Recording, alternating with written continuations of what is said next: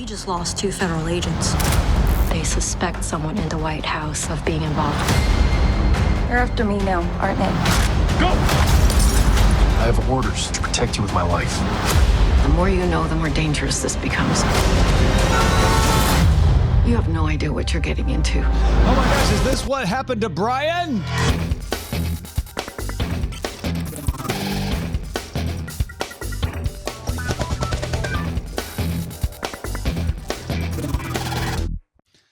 My friends, welcome to Cordkillers. Normally the show about watching the stuff you love when you want, where you want, however you want. But today's special episode will be devoted entirely to finding Brian Brushwood. Bryce Castillo joins me. Bryce, what do we know? Well, we know that he was here about 7 days ago and also about 7 minutes ago, Tom, but that is still not quite enough information to track him down. Hopefully, we can find him in time for the cord-killing news of the week. Yes, lost might be too strong a word. I would say misplaced. I don't know where he is. Do you know? I don't know where he is. Do you? I don't. He's always in the last place you look for. Yes, but Brian will be back next week. Right. I will go. Now you'll be back with us next week as well, Tom. It'll be the ends of the earth. No matter what happens to me, I will make sure Brian's back next week. So the what you heard a few moments ago was a trailer for Netflix's upcoming spy thriller series, The Night Agent. It's basically about the FBI, but then also like the real, night, the dangerous ones. Yeah. That's streaming on Netflix March 23rd. It looks like a spy thriller. It looks like a thriller. Red Notice level, like put it on and enjoy the occasional fight scene. Yeah. But this time it's a series instead of just a movie. That's true. You get more for your $19.99 a month or whatever you're paying. Yeah, that's right. Well, let's get right into the primary target. That's right.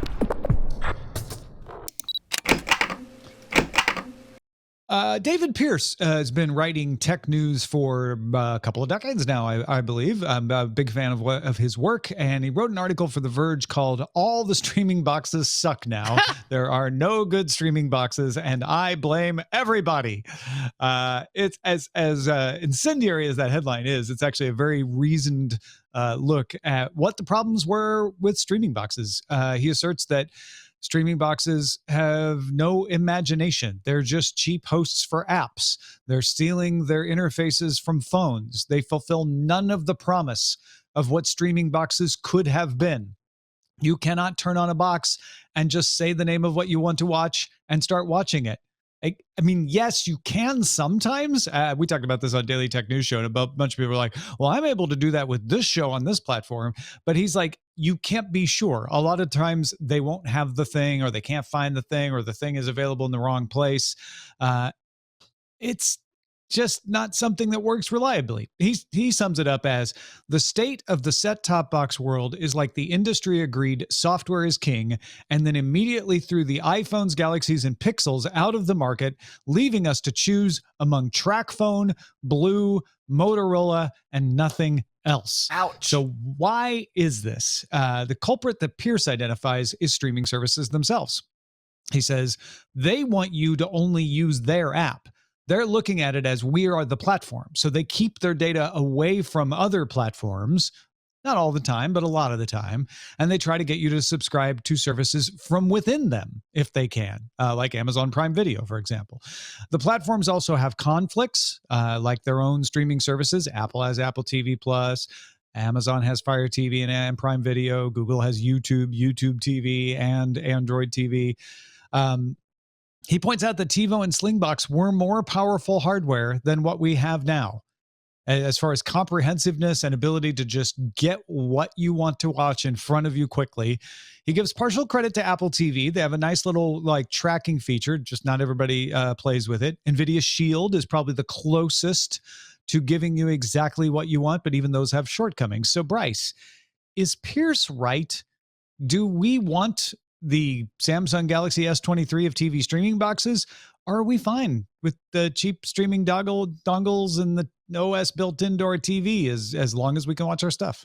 I think if we were in a world where no one had these apps and everyone was needing to make a new decision of how do they connect and how they access streaming libraries, I think if that was the case, I think we would see more opening up on both sides, right? We would see a lot more cheaper options and a lot more higher end options. But right now we don't have that just yet, you know. Like I've got an Apple TV HD, or the 4th generation, what you want to call it. I've had it for a long time. I want to say I had it since it launched about 8 years ago. I paid about the price you pay for it now, which is $150, which is still very high. But if I didn't have that box today, would I use it? Because I don't know if I would. I've got a PlayStation hooked up to my TV, and that has most of the apps I need. It's got Netflix and HBO. It's even got Peacock. Heck, it's got an Apple TV app. So I think if I needed to buy a box, maybe I would think about it, but I've got one. And so that ends up being a tough place. Everyone has one. Everybody probably has, between their phone or a smart TV or a tablet or a laptop. You've got a way to get to these streamers already. So how do you find a box that creates value on top of that, on top of this software library? I mean, Tom, do you feel like there are differentiators out there beyond the software OS?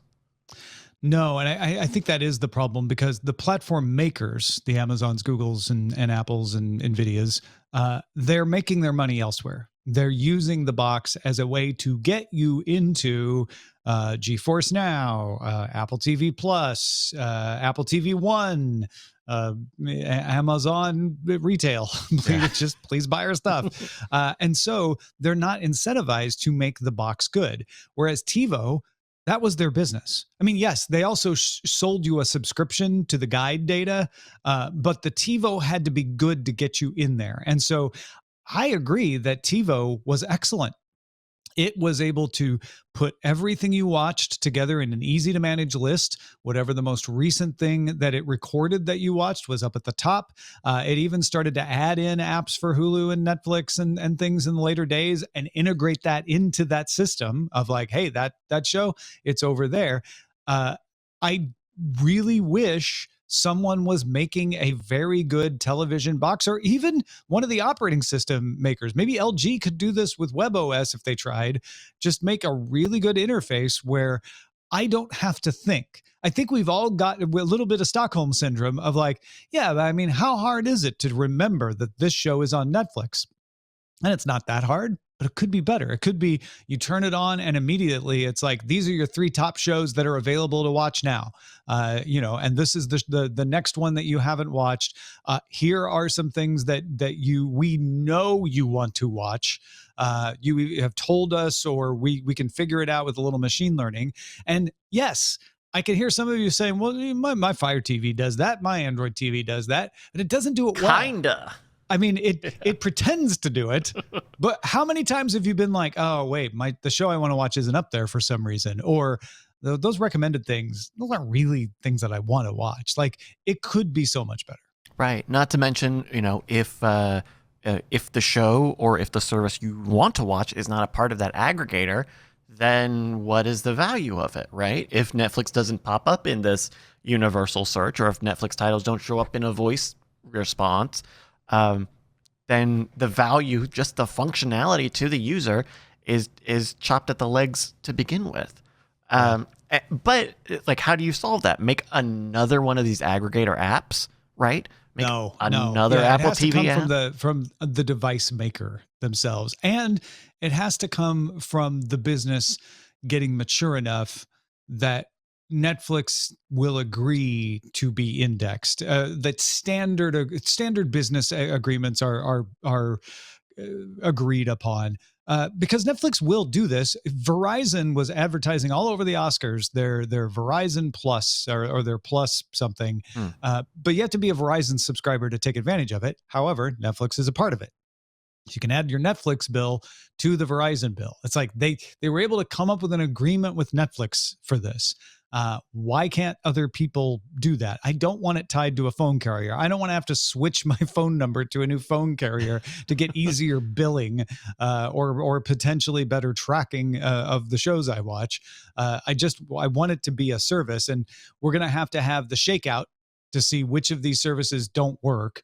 And then we're going to have the slow negotiation of everybody realizing, well, it actually, you scratch my back, I scratch yours situation. It's going to be years before that happens, I think. There's also the smart TV element of this, right?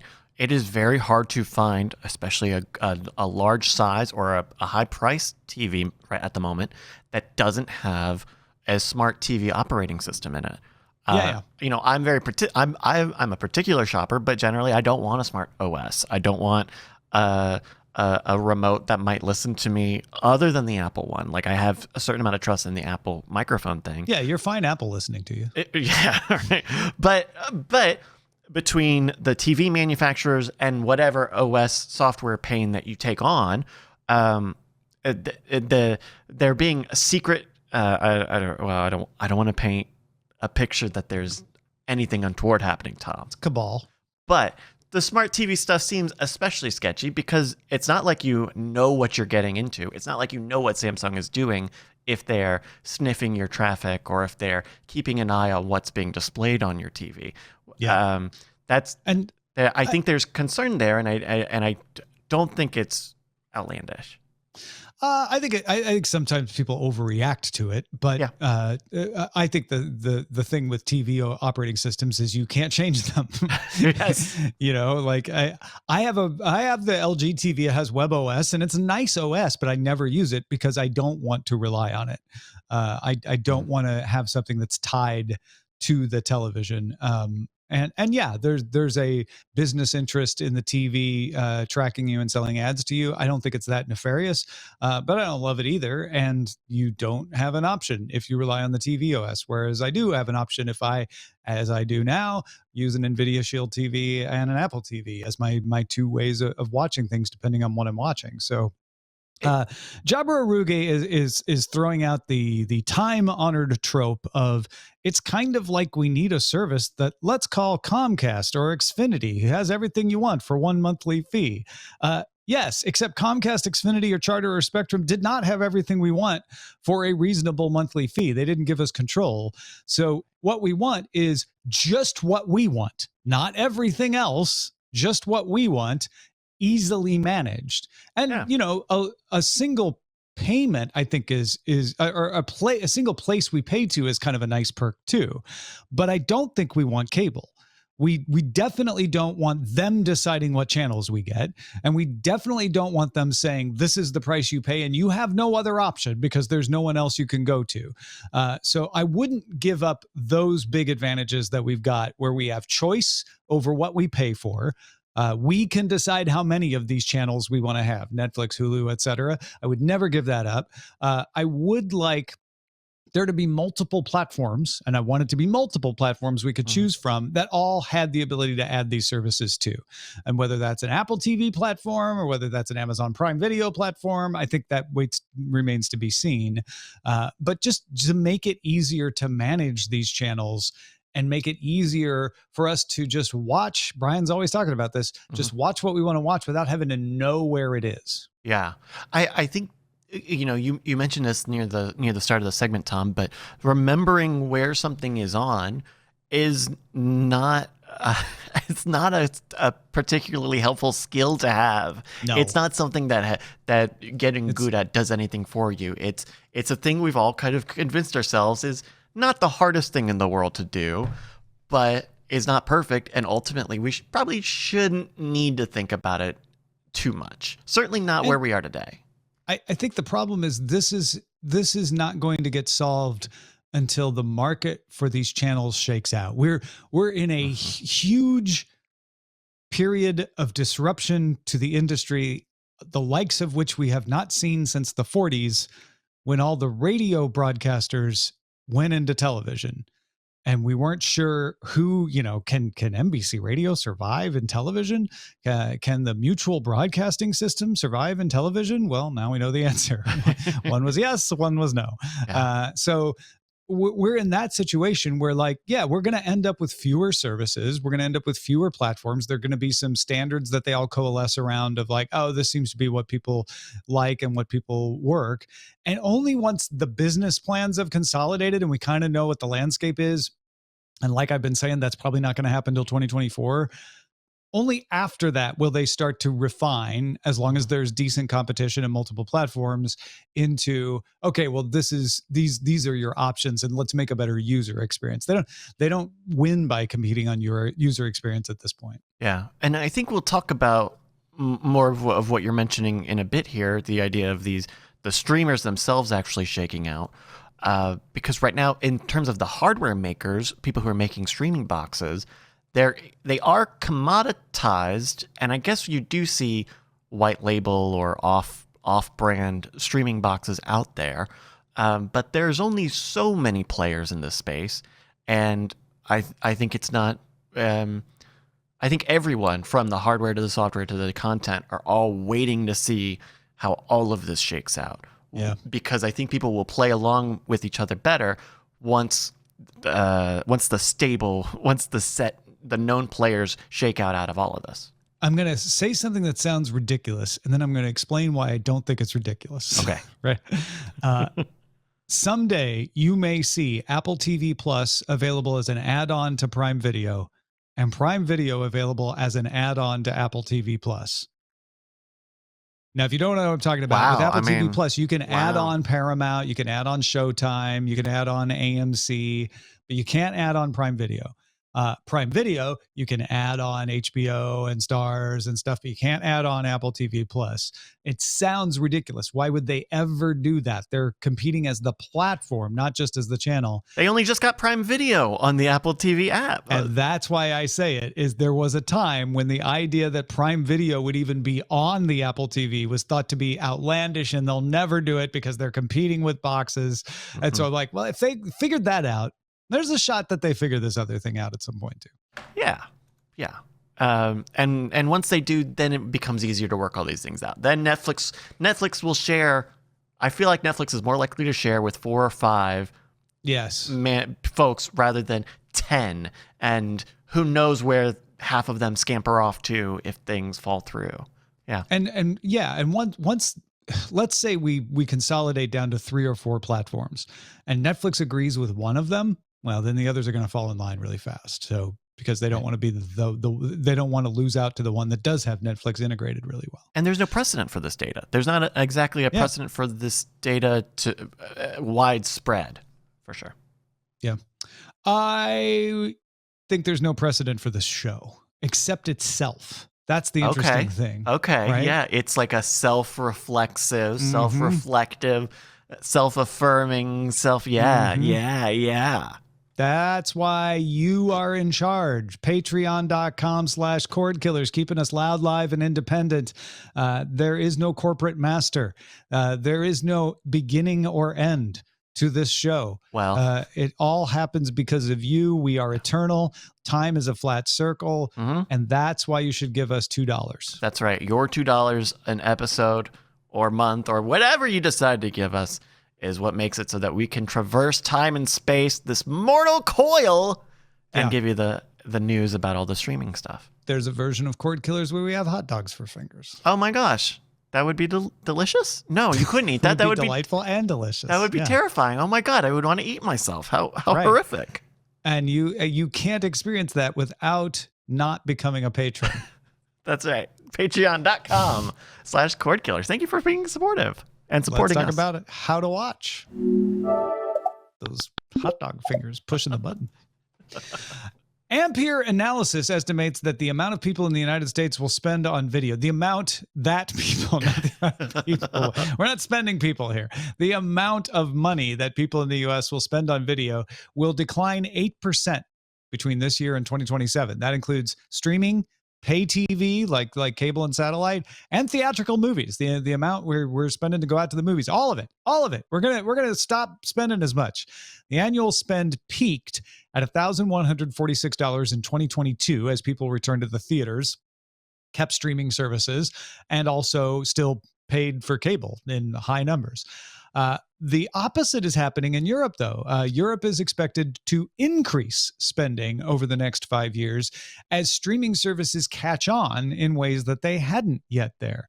In fact, the U.S., according to Ampere, among the markets they looked at, is expected to be the only Western market to fall in the next 5 years.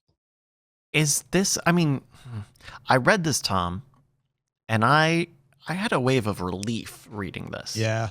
Did you? You know, the idea of like people are saying this was too much. You made too many streaming services. You tried to nickel and dime us.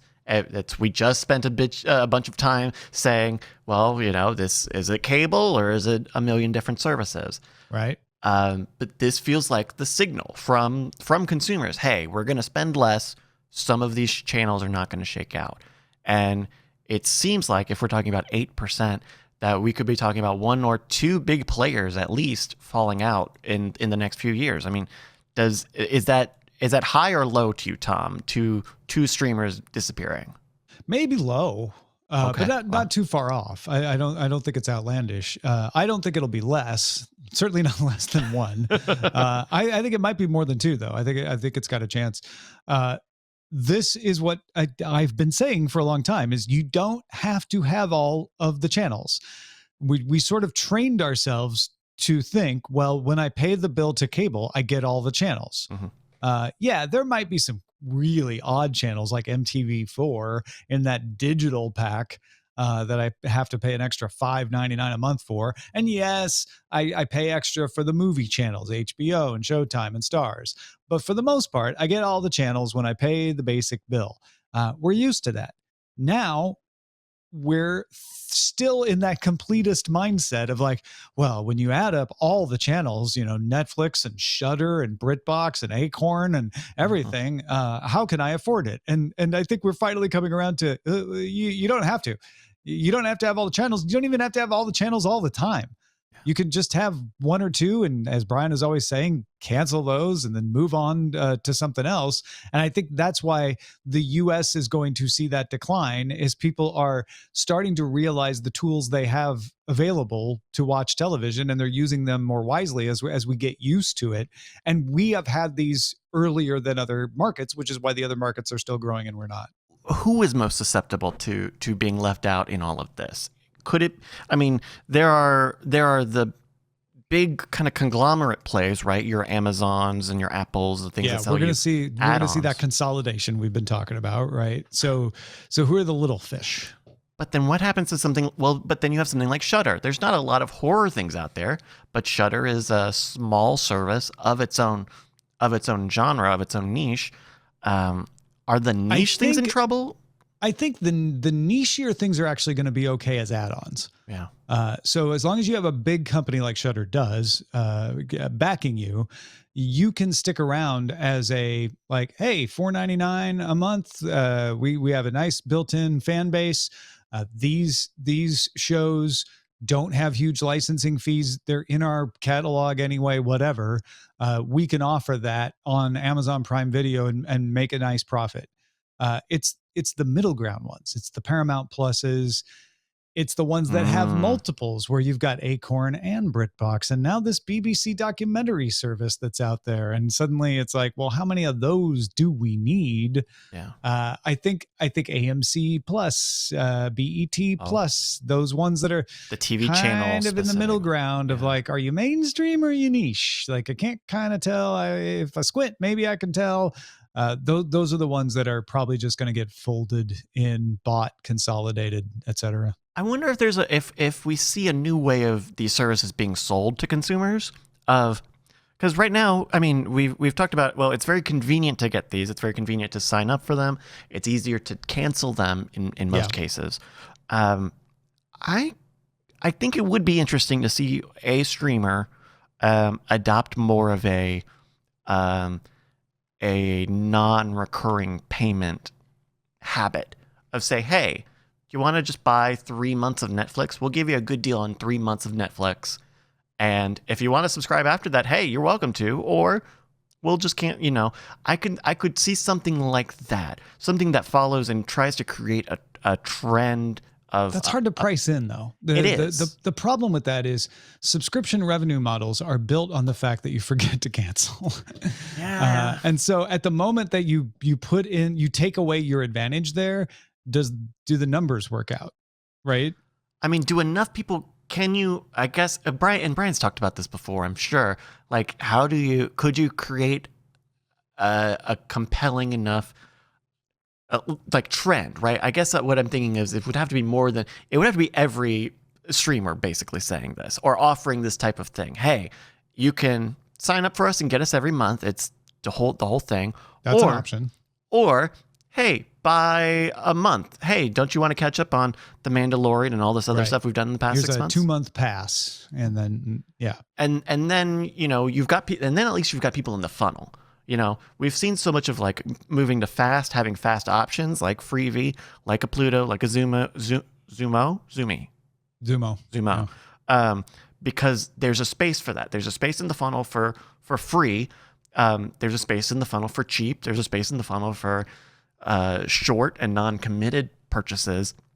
But it's going to take a new habit. It takes people understanding and feeling like, oh, the thing that I do with my streaming is now I just don't buy.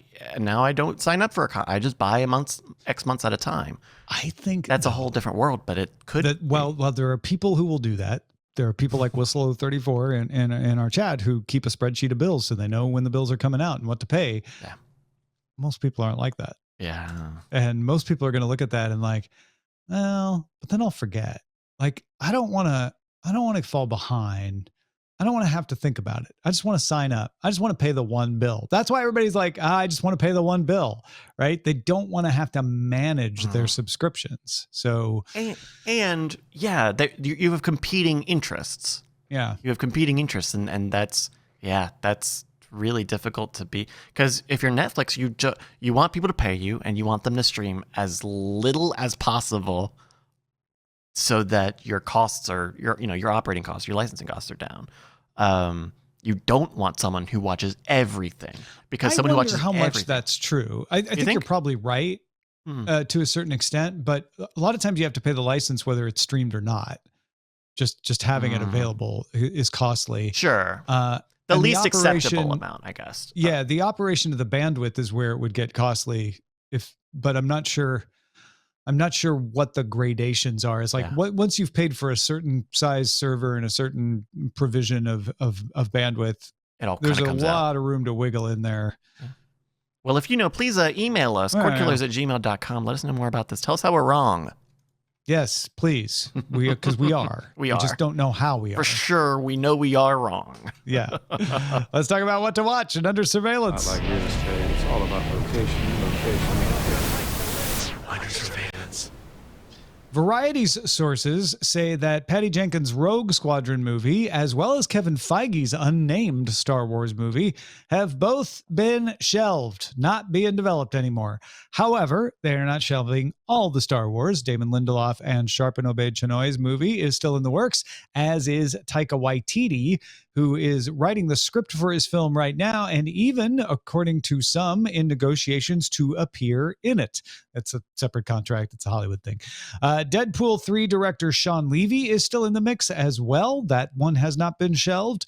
Deadline says we'll know in a couple of months which Star Wars movies are still on the schedule. December 19th, 2025 is still on the Disney calendar as the next unnamed Star Wars film. We just don't know which one yet. Is this because Chapek is gone? Is this the new Bob coming into town and cleaning house? It feels that way, doesn't it? He came in and told Lucasfilm, Kathleen, you got to get this figured out. This is your budget. This is how many. You can't just have Feige out there drawing a Marvel salary and a Star Wars salary at the same time. Come on. I feel like that has something to do with it. I also feel like they still haven't found their focus of what they want to do with movies. So some of it is probably just experimentation where they keep changing their mind. Yeah. And I guess, they've got 2 years before this next undecided Star Wars film, but 2 years, you need to get started. You need to be started. Yeah. Well, I mean, it's going to be Taika Waititi's then. That's the one that no one ever has doubts about. He's writing the script. He's going to be in it, it sounds like. He probably knows all the actors he'd like to have on board. I feel like that's the next one. That's the best bet anyway. But we don't even know what that movie is. Well, he's still writing the script, man. Like, I know, but it's 2 years He doesn't know what it is yet. It's just script. It's stark compared to Marvel, where every time Marvel comes out, they say opposite. Our next 10 years are going to be these things. We're in the totally opposite side of the spectrum on that. Well, you do have a great roadmap for Star Wars shows on Disney Plus. Yeah. You know what, Tom? When you're right, you're right. That seems to have worked out just fine. We haven't seen them do movies in a minute. That will be strange to see how people do with movies for Star Wars now. Deadline has a story about how popular Japanese animation movie The First Slam Dunk is. It's based on the 1990s manga and anime series Slam Dunk. It has raked in $115 million globally since Toei launched it in early December. Most of that is from Japan and Korea, where it was the talk of the town when it came out. It doesn't hit China until April 20th, but they're expecting it to be pretty popular then too. It's coming to Italy soon, France later this summer, but there is no U.S. date yet. That seems cool. There's if you look at the list of the top grossing anime or Japanese animation films, it's about 50-50 in terms of, is it a franchise, a One Piece, a Naruto, what have you, or is it an original story? And to do a sports anime, which is has a lot of appeal, but also to do a story where you don't need all this buy-in, I think there's a lot there outside of just the normal traditional successful fantasy animes. I think this could be big, and if they get enough U.S. heat, they get a little bit of crossover appeal. Oh, did you see the basketball anime? Oh man, did you see that? But they got a basketball anime? Like, you could build up a little bit of energy on this. Yeah, absolutely. From what I have followed of the Japanese and Korean reaction to this, it is one of those movies where if people know the original, either the manga or the anime, they have strong opinions about the remake. Which to me, some people fall on like, yeah, it was pretty good, but I didn't love it. I like the original better. Some people are like, no, it was great. It was a great homage. That's just the exact kind of thing you want to get a fandom behind something.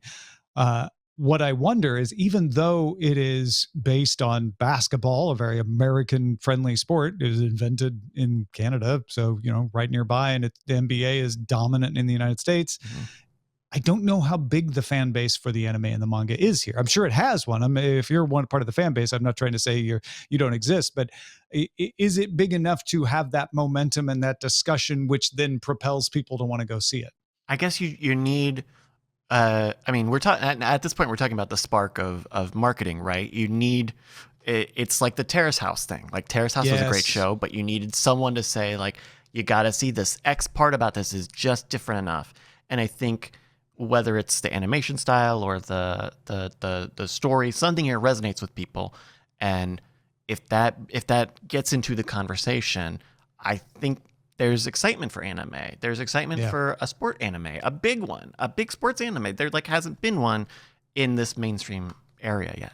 Yeah, I think you're right. Like, it has to have enough people talking about that question if they like it to get other people to go, what are you talking about? Oh, that sounds interesting. And then you get that Terrace House effect. Mm-hmm. So I think it has a shot. But the fact that they haven't got a US date yet makes me think that the company or the companies that distribute are not sure. Yeah. Acting for a Cause raises money for charities by asking for donations tied to interesting digital performances.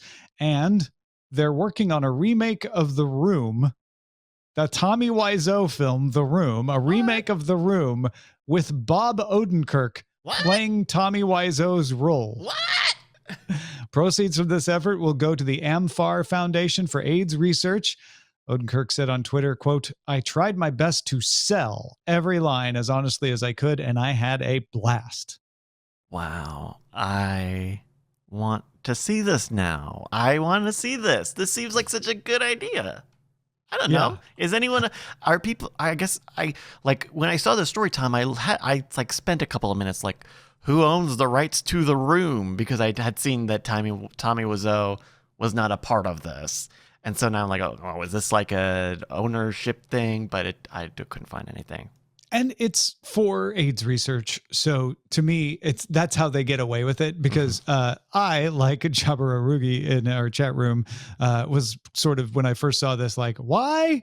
And then I like, oh, okay. So they want to raise money for charity. That's a good reason for me to see something weird, like Bob Odenkirk playing Tommy Wiseau. Yeah. And I guess with like green screen technology, you can just shoot something in a weekend and you got good enough. Yeah. That's the other thing is you'll be a lot more forgiving if you're like, I just want to see this for the weirdness of it. I don't care about the special effects so much, and it's for a good cause. Nobody's getting hurt. Yeah. So, Come on, Tommy. Tommy, be cool. Tommy, be cool. Be cool, Tommy. Netflix set May 30th as the premiere for the third run of I Think You Should Leave, the sketch comedy series from Tim Robinson and Zach Caden. Yay! Yay! Give me that. I'm going to cook me up some sloppy steaks on May 30th. Yeah.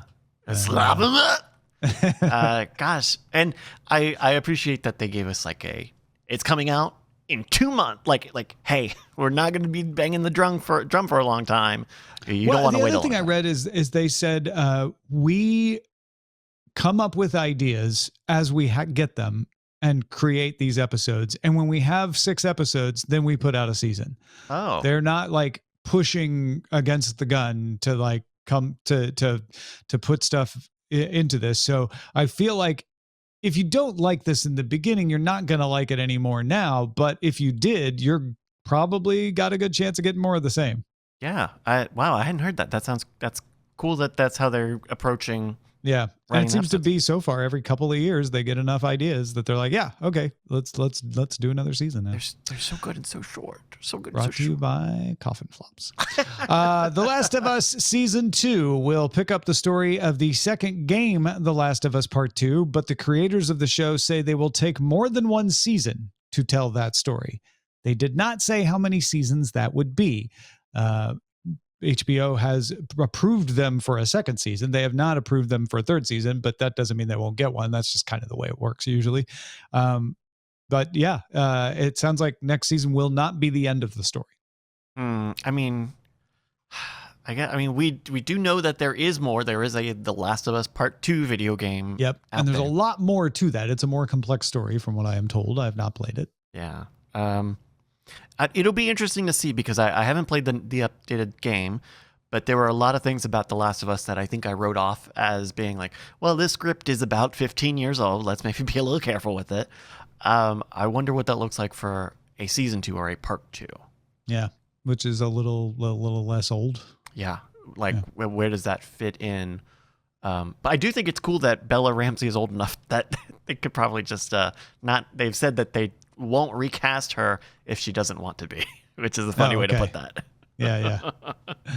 All right, let's talk about what we've had our eyes on. Bryce, what have you been watching? Oh my goodness, Tom! Over the weekend, I got back into Black Mirror on Netflix. Man, they're just good little sci-fi stories, with just enough real life horror. Like that show is just scary enough because it's just real enough. It's something. Some of those things could also happen. Old though. Also old. Yeah. And I don't know, really ahead of the time on a lot of stuff. Just great. And it's on Netflix. I watched Bandersnatch in a minute, but the rest of that completely holds up. What about you, Tom? What did you watch? I watched the Oscars telecast. Oh, nice. Yeah, on DirecTV Stream, which is my linear TV provider on ABC. But we should note Netflix won 6 Oscars, Apple TV Plus won 1, but streaming services winning Oscars is not a big deal anymore. This is more of a, they're just another studio, and some years they do well and some years they don't. So we're kind of past the milestone era of that. But All Quiet on the Western Front is the one that won the Oscars for Netflix. I feel like the Oscars keep struggling to make itself relevant despite its membership's wishes. So yes, everybody talks about Will Smith when they talk about last year's Oscars, but the other thing they did last year that did not involve that was they pre-taped the first hour. So they put some of the less popular categories. They're not less important, but they're the ones viewers are less interested in. Some things like cinematography, makeup, and hair. They did those the hour before the broadcast started and then inserted them into the live broadcast. That way they didn't have to rush those people. And they could just put their acceptance speech and win in post, basically. In the live episode. I felt like that moved things along really well. And I, as a viewer, if I didn't know, probably wouldn't have known. And it just felt tighter. Apparently, everyone in the industry hated that. Oh, really? So this year, they put all of them back in live. So everybody gets to feel like, you know what, you're live on TV just like everybody else. Nobody's different. Nobody's special. And instead, to try to move things along, they brought out 2 presenters for every 2 awards. Wait, so, and this is something they've been doing for a while with smaller categories like animation, where they do the short and the feature together. Oh, okay. But they were doing supporting actor, supporting actress together that way to try to save time. Wow. Wow. Okay.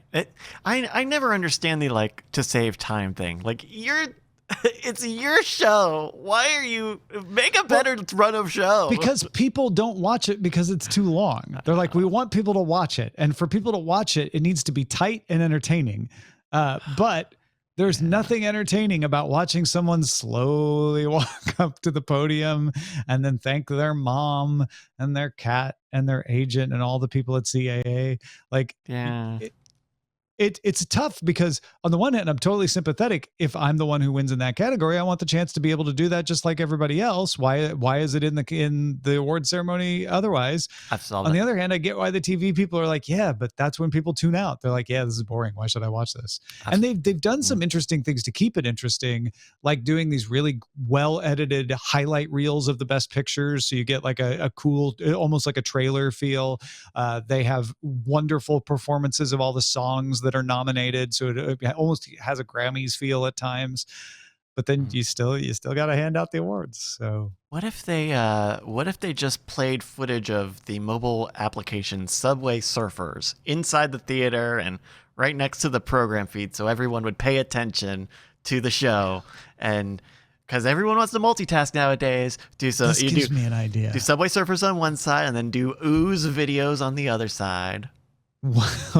So what happens a lot of times is somebody gets cut off because they don't want to cut your mic in the middle of a sentence. But if there's like 2 people who won, they were a team. A lot of times the first person talks and then they cut them off before the second person could talk. Aww. Especially in those smaller categories, right? Yeah. I mean, best actor is always just one person. They get to talk as long as they want because they're best actor.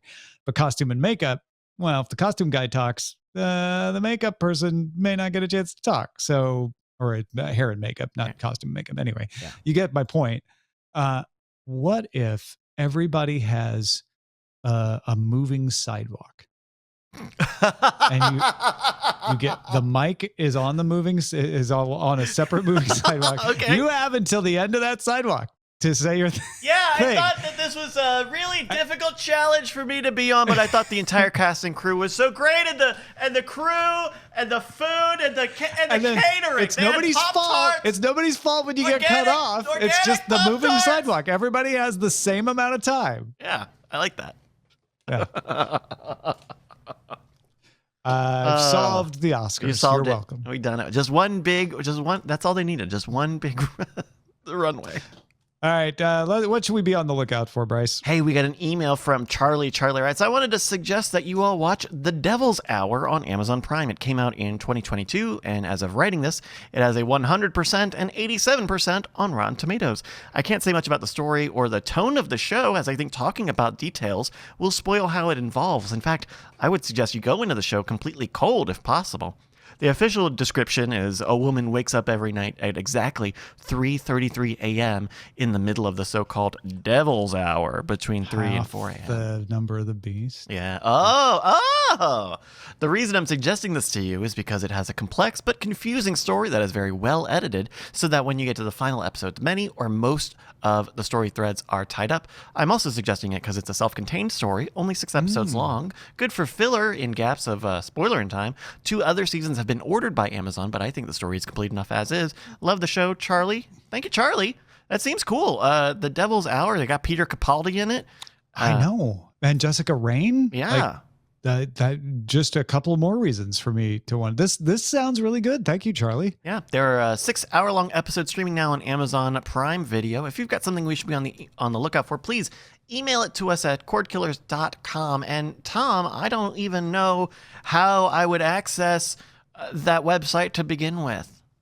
Which website? The Cordkillers@gmail.com. I mean, I don't even know how I would interface with that specific piece of work. Oh, you mean like to have an email? Yeah. Yeah. If you want to have an email, you need to have computer. I still have to have okay, because I was talking to someone about this. If you want an email, you have computer. Okay, they're still doing that. All right. I'm learning that they're still doing that. Are they still doing that, Tom? I don't know if everyone is, but doghousesystems.com/rogue is. Oh, okay. Oh, well, and they've got, look at this. These are great computers. These are incredible customer support, great prices, great service. Oh my goodness, I love it. And if I go to doghousesystems.com/rogue and I use promo code rogue, I'll get a free SSD. They're going to treat me right. Look at that. Yeah. Just say, I want to have an email. Please send computer. Please email. And how do I do that? I don't even know. I'll figure it out. Yeah. doghousesystems.com/rogue. Also, coming soon, the triumphant return of Top 5 to youtube.com/Daily Tech News Show. I did Top 5 for CNET. I did it for Revision 3. I did it for Tech Republic. You know what? I'm doing it for myself. That's free, Tom. And for you, the viewer. Yes. Oh, okay. So go get subscribed. Get ahead of the game. We've got a bunch in the hopper. Roger Chang's working on them right now. youtube.com/Daily Tech News Show. The new Top 5 is coming. Be ready. Oh, Let's move on to the front lines. Oh, I wasn't ready. Be ready. Front lines. Roku announced more details about Roku OS 12 last week. You'll be able to select local news providers to show up at the top of the live TV zone, so your local news will always be easy to get. That's one of those things we need all the platforms to do. Games from teams you seem interested in are going to show up at the top of the sports zone. Okay, this is sounding better. The continue watching feature will work almost immediately after you leave an app. A lot of times if you went back, it wouldn't have your place yet. And more companies are going to let Roku show their shows in the continue watching section. Maybe we are making a little progress on those deals. Roku will also redesign its mobile app and add the ability to sign into your device from the app. Roku also announced that the first 11 of the Roku branded TVs are now available for sale at Best Buy. Remember, these aren't like TCLs that run Roku. These are Roku branded TVs. They are made by someone else for Roku, but Roku does all the customer support and everything. You can find those at Best Buy. These seem like good features to have, but I don't know that I see any one of them and go, that's the big feature. That's the one we were missing. You're saying these are evolutionary, not revolutionary. That's, in fact, it's an evolution in my revolution stating skills, Tom. Yeah. That you just acknowledged. The Charles Darwin of Cordkillers, Bryce Castillo. That's right. Disney Plus Hotstar confirmed that HBO content will leave its services in India March 31st. No word on where they will go, but I'm guessing Warner Brothers Discovery might be ready to start their own app in India. However, they are not going to start their own app in France. Warner Brothers Discovery and Amazon Prime Video announced the launch of Warner Pass in France. This is intriguing. Warner Pass will be a €9.99 a month add-on to Amazon Prime Video. So it's like adding HBO Max to Amazon Prime Video, except it's called Warner Pass. And it's only available on Amazon Prime Video, not as a standalone app. It will include all the shows from HBO, Warner TV, which is a thing in Europe, Eurosport, also a thing in Europe, the Discovery Channel, Cartoon Network, and CNN, among a few others.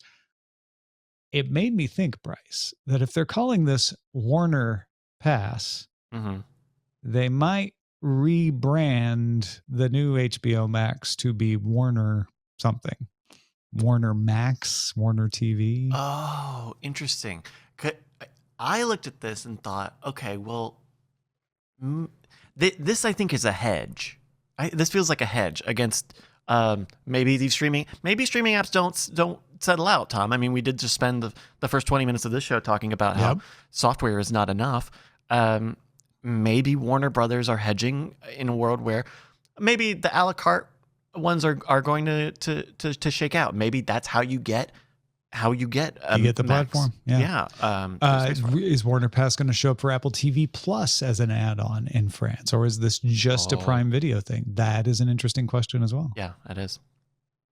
The fact that they used Warner in the name though made me think, oh, maybe that's a tip off. Yeah, instead of Max. Yeah.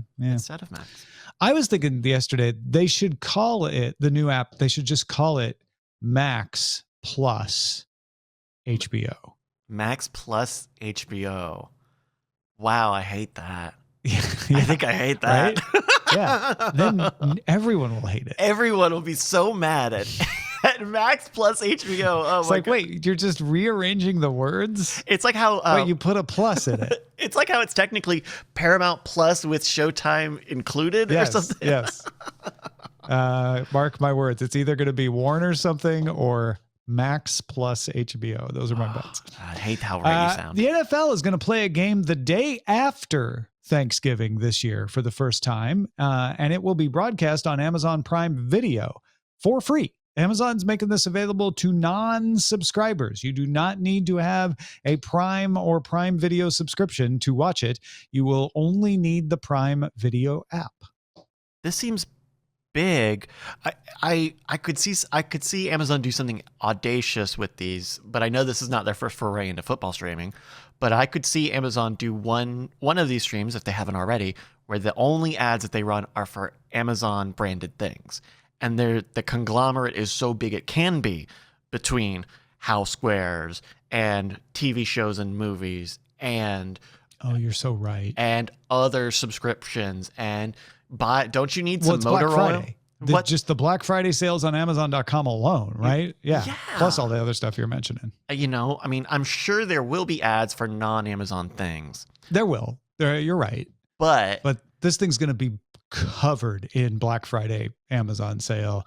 Yeah. There's going to be somebody doing a sideline report holding an HDMI cable. I don't know. And then that they got for 10 cents. And then it's Amazon, right? If it's through the Amazon Prime player, then does that mean links to Amazon listings? Where do we go from here? Just hit the plus sign on your remote to buy. To buy it right now. Buy it now. Yeah. No, I think that's dead on. That thing's going to be covered in Amazon Black Friday messaging. Yeah. Finally, Netflix has added the ability to customize the appearance of subtitles and closed captions. You can choose small, medium, and large. There are 4 styles: white text, drop shadow, black text on a white background, or yellow text with a black background. If you're saying, I already have these options, that's because you're using the web. They have been available in the web. They're now available for TV apps as well. Nice. This is my only bummer is that this is a possible proprietary setting rather than something. The best thing I think would be to have a universal device level, Like it's part of a standard. Yeah, exactly. But we're not there yet. Although I get so annoyed because every app, to your point, every app treats the caption settings differently. Mm-hmm. And so I will turn them on to watch a Korean show, for example, on Apple TV Plus, and then Apple TV Plus puts them on for every show, whether it's in Korean or not. I'm like, no, I only need them when it's another language. I don't need them for Servant. I don't need them for Ted Lasso. There really is going to be no winning this problem, right? Because some people want that behavior. Some people want individual. And that's the thing, right? Other apps don't do that. And I'm sure somebody else is like, no, I turned them on. Yeah. There is something called auto, which is theoretically supposed to detect when you need them, but it doesn't work on everything. Yeah.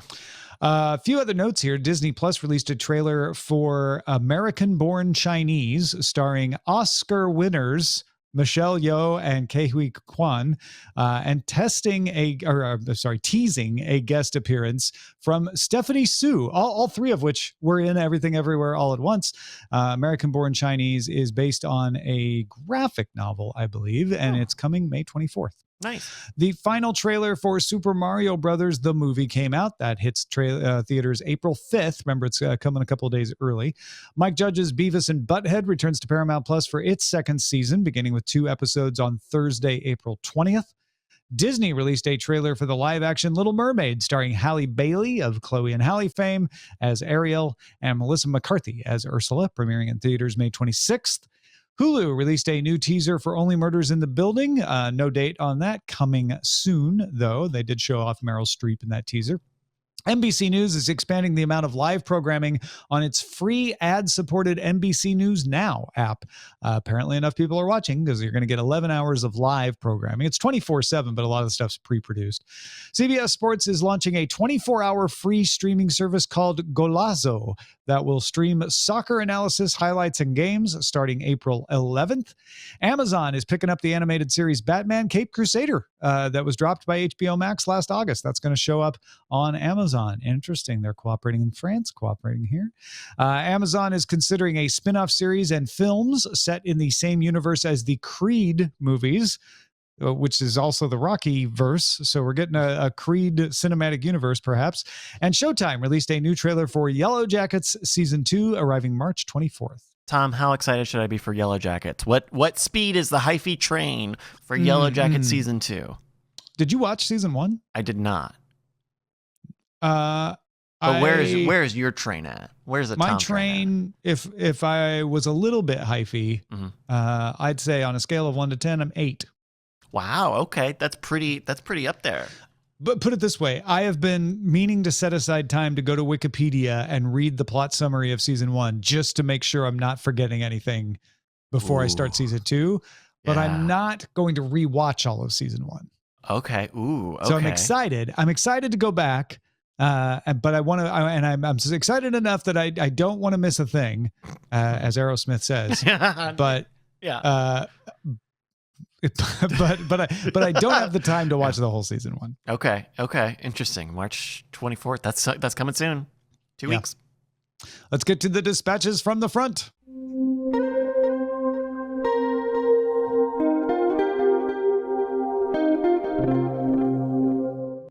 Tim wrote in and said, I am not the Tim who wrote in about this last week, but as my wife and I started our rewatch of Ted Lasso, I couldn't help but be a little stunned that you guys recommended it to Fuddy Duddy, his own moniker, who emailed about PG sitcoms they could enjoy. What? Don't get me wrong, I absolutely love Ted Lasso, but Roy Kent's dialogue in any single episode would bump it to a raw rating easily just on its own.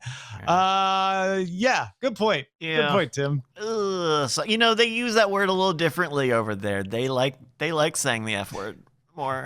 Tim says, maybe I'll suffer from the same thing I do. Sometimes I just forget what was in a show that might offend someone for a more PG take on the world. Yeah. Ted Lasso, the character, absolutely. Ted Lasso, the show, as Roy Kent would say on almost occasions, F no. Good point. Thank you, Tim.